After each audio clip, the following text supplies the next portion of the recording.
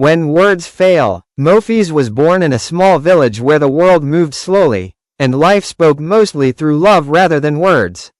By the time he turned 12, it was decided that he would move to the town. For him, it was the beginning of a new chapter, but also a storm he had never anticipated. In the village, he had spoken freely in the language of the heart.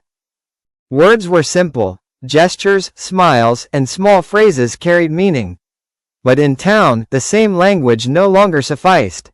The words he had practiced, the sentences he had used to express himself, seemed to fall flat. People often did not understand him. His vocabulary, shaped by the rhythms of rural life, clashed with the town's expectations. He tried again and again, stretching one word into many, crafting phrases that sometimes confused others even more than silence itself. Still, Mofiz never gave up. Every day, he practiced. He listened carefully, tried to repeat new words, and observed the way others moved, dressed, and spoke. Slowly, he began to understand that speaking was more than forming sentences. It was learning rhythm, expression, and timing. It was during his college days that Mofiz first encountered love, or what he thought was love. A young schoolgirl caught his attention. He admired her quietly, feeling out of place and unsure, yet determined to learn the language of her heart. In her presence, he realized something remarkable. His life, his appearance, even his mannerisms had begun to resemble those of town people. He noticed his own transformation with a mix of pride and anxiety.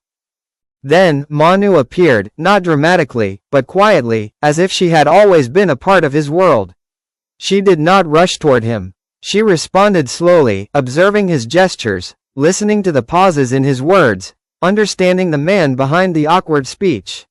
Mofiz, sensitive and patient, learned that waiting and observing might be the only way to close the distance between hearts. One late afternoon, they met by the riverbank under a great banyan tree. The day was settling into evening. Mofiz and Manu wore their student uniforms, untouched by time yet aware of the world around them. The cawing of crows blocked the delicate songs of other birds, while the breeze whispered through the banyan leaves, attempting to form its own music. The river lapped gently against the bank, threatening to overflow, while dogs barked in the distance, carrying their echoes across the quiet fields. For a long time, they did not speak. Words were useless in the presence of something so fragile and urgent. Their eyes met.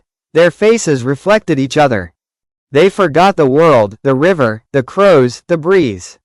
Time seemed to pause, holding them in a fragile bubble of understanding. When they finally regained awareness, the sun was leaning toward the horizon, staining the sky with soft reds and golds. Mofiz broke the silence, unsure of his own voice.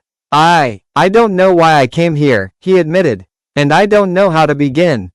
Manu, as always, spoke gently, almost teasingly. It's better if we go back. The sun is about to set. I waited in the hush of leaves, where shadows kissed the river's edge. Your eyes were the only words I knew, and silence was our conversation. The breeze carried songs I could not catch, the crows blocked melodies I could not hear, yet in the pause between heartbeats, I understood everything. Time did not move, it only watched. We were suspended, two souls balancing on the fragile branch of what might be, our hands empty, yet full of longing. The sun fell slowly, unseen, painting promises we could not speak. And I learned, even in quiet surrender, love is patience, waiting without sound. They walked back slowly, side by side, yet not touching. Each step was measured, each glance deliberate.